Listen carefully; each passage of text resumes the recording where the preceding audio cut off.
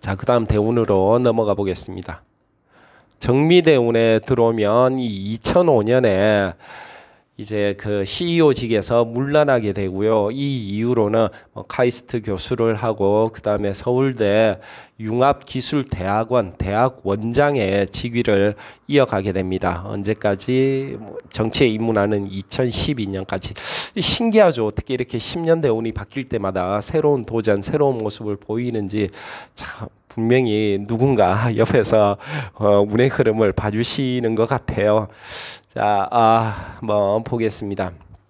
정미대운 원국과 어떻게 반응을 하느냐 하면 정화는 임수와 반응을 하죠. 정임합을 합니다. 그리고 더 중요한 것은 정임합에서 합거로 현상이 나타나는 것이 아니라 합화를 하게 되죠. 정임합목을 하게 됩니다. 그래서 식신도 없고 정인도 없고 물론 기능은 약간씩 떨어집니다만 완전히 사라지지는 않습니다. 남자와 여자가 결혼해서 자유는 억압되지만 자식은 생산하죠. 그렇다고 아빠와 엄마가 되는 것이지 남자가 없어지고 여자가 없어지는 거 아니지 않습니까? 천간도 그렇게 반응을 봐주셔야 됩니다. 천간합은. 그래서 기능은 약간 떨어지겠지만 의미는 남아 있고요. 그리고 합생에 의해서 또 목이 생산되니까 나의 세력들은 주위에 많이 둘 수 있을 것이다. 이렇게 통변이 가능하겠습니다. 그리고 2005년에 이렇게 멋지게 달려오게 되죠. 특히나 이 편제 미토가 한 번 더 진미파를 인동을 하면서 이 대운에 재적인 큰 성취가 발생할 것이다 라고 짐작을 해볼 수가 있고요. 안철수 연구소 같은 경우에 주가가 2011년도에 2만 원 하던 게 16만 원까지 한 8배 정도 주가 상승을 이루게 됩니다. 그래서 안철수 전 의원은 이 시기에 굉장히 큰 부의 증가를 이루게 되죠. 그리고 2011년에 굉장히 큰 결단을 하게 됩니다. 자신이 보유한 안철수 연구소 주식 중에 50%를 사회에 환원하겠다 이렇게 발표를 했고요.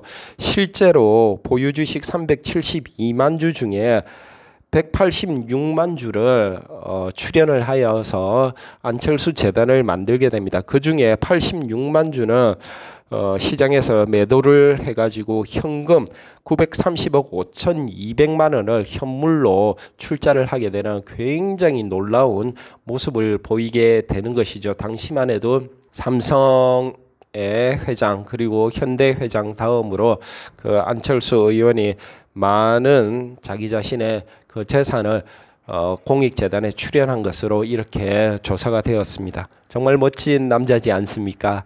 그리고 지금까지 제가 좀 상세하게 알아보기 위해서 그 재단의 운영 상황, 재무제표까지 확인을 했었는데요. 작년 거 지금은 동그라미 재단이라고 이름이 되어 있고요. 작년 보니까 이 공익 사업으로 운영비를 뺀 겁니다. 공익 사업으로 한 13억 정도를 사회 환원을 했던데 아주 멋진 모습입니다. 지금까지 8년 동안 한 100억이 넘는 돈을 사회 환원에 지금 기부를 하고 계신 그런 안철수 전 의원의 모습입니다. 우리들을 답답하게 만들고 있는 저 민주당 누구나 그 자한당 누구보다도 훨씬 존경할 만한 분이라고 저는 개인적으로 그런 의견을 가지고 있습니다. 올해 정계 복귀를 선언을 하셨는데요. 그 이전에 정치 행보를 한번 보면요. 2013년도에 드디어 그 서울 노원에서 재보궐에 당선이 되셨고요. 2013년에 자 대운이 넘어가면서 어떤 일이 발생하는지 봅시다. 이렇게 정미대운이 끝나게 되면 지금까지 달려왔던 30년의 남방 화국이 마무리를 짓게 됩니다. 그리고 앞으로 서방 건국을 달리게 되는데요.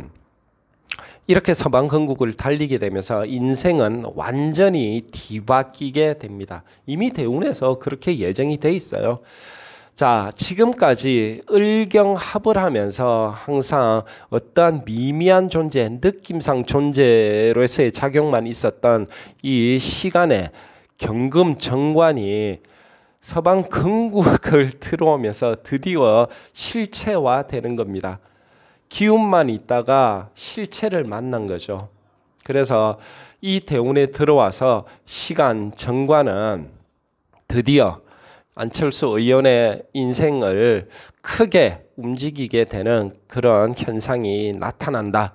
2016년도에 이 병신년이죠. 이때 다시 국회의원에 출마를 하셔가지고요. 재선을 하시게 되는데 이때 국민의당도 창당을 하고 당대표를 하셨죠. 이때 국회의원 선거에서 총 38석의 국회의원을 배출하면서 굉장히 큰 성과를 이루어내게 됩니다. 자, 그런데 다시 한번 제가 그 충에 대한 통변 비결 말씀드립니다. 앞서도 말씀드렸지만 충이라고 다 깨지는 거 아닙니다. 그것도 20년 전의 학설입니다. 현대 명리학에서는 대부분의 학파들이 충이라고 모두 잃는 실의 현상만 있고 득의 현상은 없다 이렇게 보지 않습니다. 경우에 따라서 물론 잃는 부분이 많지만 경우에 따라서는 전혀 잃는 게 없이 변화와 득만을 연출을 할 때도 있다 이렇게 보거든요. 그래서 충이 올 때는 세밀히 살피셔야 됩니다. 지장 간의 변동을. 이미 하지만 대운에서 일단 인신충으로 정관 자체가 제 기능을 하기는 어렵다. 이 정도는 짐작을 할 수가 있는 거죠. 물론 시간에 경금 정관에게는 그 정관에 왕지를 주어서 실체화 시켜 주는 기능은 분명히 있으나 원국가의 반응에 인신충은 일어나고 있다. 언제? 전반기 5년에. 그래서 제대로 득하기는 어렵다. 일단 이렇게 보고요.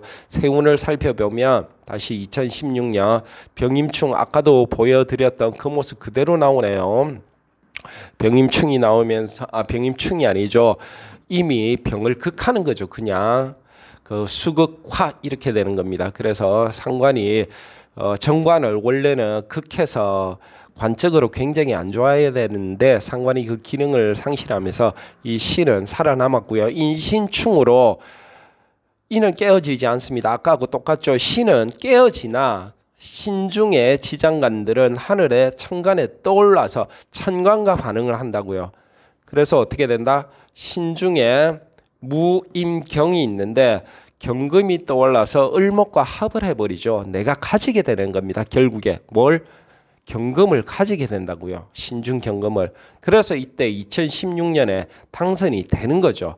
그리고 이미 원국에서 이렇게 반응을 예견하고 있었는데 2016년이 신금이 들어오면서 인동을 해서 그 작용력을 여실히 드러내게 됩니다. 쉽게 충은 변화를 나타내거든요. 또 충은 역마의 의미도 있지 않습니까?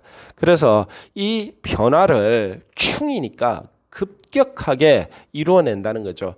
2016년에 국민의당을 창당하고요. 2016년에 재선이 되고 또 그 국민의당은 38석이라는 적지 않은 의석수를 확보하면서 느닷없이 힘 있는 정당으로 부상을 하게 되는 거죠. 이게 바로 충의 의미입니다. 다시 한번 언급드리지만 사주를 이렇게 보면서 충 들어왔네? 안 된다. 무조건 안 된다라고 입에서 먼저 나오시면 안 된다는 겁니다. 한 번 더 정확하게 충에 대해서는 개념을 잡아주시기를 부탁드릴게요. 자, 그래서 뭐 2017년도에 대통령에 나갔다가 낙선을 하시죠. 당연히 일단 나와 있는 대운이 정관을 제대로 득하기는 어렵다고 예정되어 있었으니까 언제? 전반기 5년에. 그래서 이때는 그렇게 크게 이름이 없었습니다. 2018년도에 또 서울시장 선거에 출마를 하시는데 낙선을 하시죠. 역시나 전반기 5년에 걸려 있습니다. 자, 그래서 이제 충의 의미가 현실화되는 거죠. 외국에 나가셨다가 들어오게 되셨는데 2020년입니다. 올해 하실 역할이 굉장히 크세요. 자, 이제 대운의 작용력은 전반 5년기가 끝났습니다. 후반 5년과 작용을 해야 된다고요. 이때가 되면 여실히 이 정관, 시간 정관에 힘을 주는 그 에너지를 오롯이 발현할 수 있게 해주게 됩니다. 그래서 지금 다시 2020년 정관이 되는 해에 들어왔는데요. 어떤 반응이 있나 보세요. 신, 진, 이미 반합을 이루고 있는데 자원이 왔죠. 신자진 삼합이 됐다고요. 그리고 천간으로 또 항상 을목과 합을 하는 경금을 띄었습니다. 이렇게 되면 올해 굉장히 중요한 자리를 맡으셔야 되고요. 국회의원 출마를 하신다면 당선은 당연한 지사고, 그리고 어떤 보수연합, 보수중도연합이라든지 그러한 조직이 결성이 된다면 거기서도 굉장히 중요한 역할을 해야 된다는 그러한 책무, 의무를 올해 지니고 계신다는 겁니다. 그러나 이제 여러분들 대선도 궁금하실 텐데요. 이때 2022년에 대선에 출마하면 대통령 당선 가능성은 얼마나 있을까 이렇게 궁금해 하실 텐데, 사실 대통령 당선 가능성은 희박합니다. 왜? 시간 인목은 절지거든요. 절지. 안타깝지만 이 절지에서 완전히 힘을 잃어버리니까 이때 대통령 선거는 안철수 의원하고는 인연이 없다 이렇게 봐지지만, 다음 내용을 보자면요.